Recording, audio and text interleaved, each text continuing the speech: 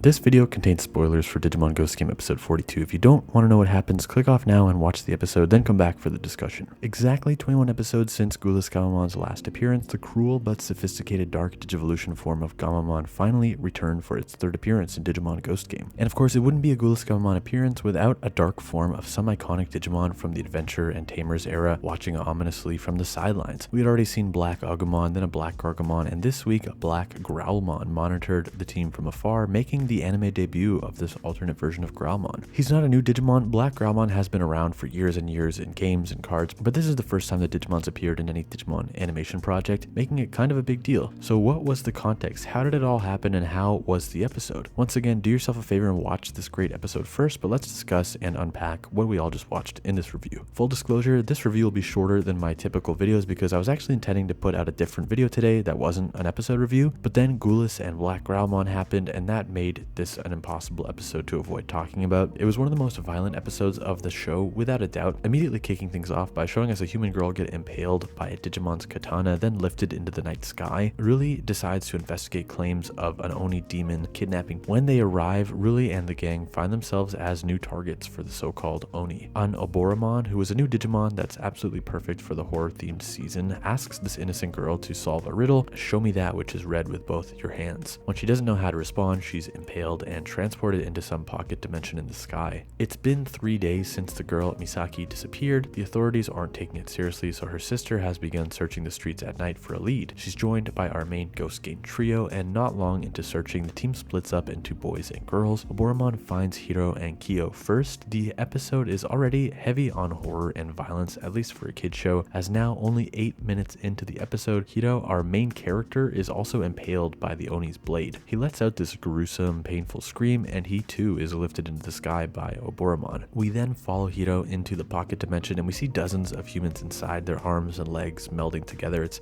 super disturbing. The Oboromon are only interested in humans, which is super creepy and makes this whole situation feel more serious. The humans are way weaker than the Digimons, and they aren't capable of digivolving. This isn't Frontier. Ruli is stabbed next and thrown into the blue Oboromon's pocket dimension, because there's multiple Oboromons now. Hiro, Ruli, and a ton of others are disturbingly wrapped into a scarf made of humans. Between witnessing his human partner deformed and twisted, as well as receiving a brutal beatdown, Gammamon transforms for the third time in the series into Gulus Gammamon, its dark Digivolution form. But as always, remember, Gulus is not some berserker mode thing. It's more intelligent, calculating, and well-spoken than even the normal Gammamon. Great voice acting too, by the way. This time, it's also more violent than I remember. It's always been ruthless, but this was a straight-up massacre, and it would not have stopped killing the many Oboromon if Hiro didn't intervene to end things early. Hiro refuses to let Gulus Gammamon continue, though realistically he couldn't have done much to stop him. Gulus laughs though and plays along, stopping and saying, quote, "You gonna order me around without even trying to sync up with me?" referring to the vital bracelet. And as Hiro steps up to him, Gulus says, quote, "You made it one step closer. See ya, bro," or Anaki in Japanese, and then reverts into Gammamon. I'm not yet sure what he meant by one step closer, and Hiro isn't either, as he quietly repeats the line to himself. Hiro did literally step up to Gulus in this scene, but I can't imagine Gulus meant you literally stepped closer to me than last time.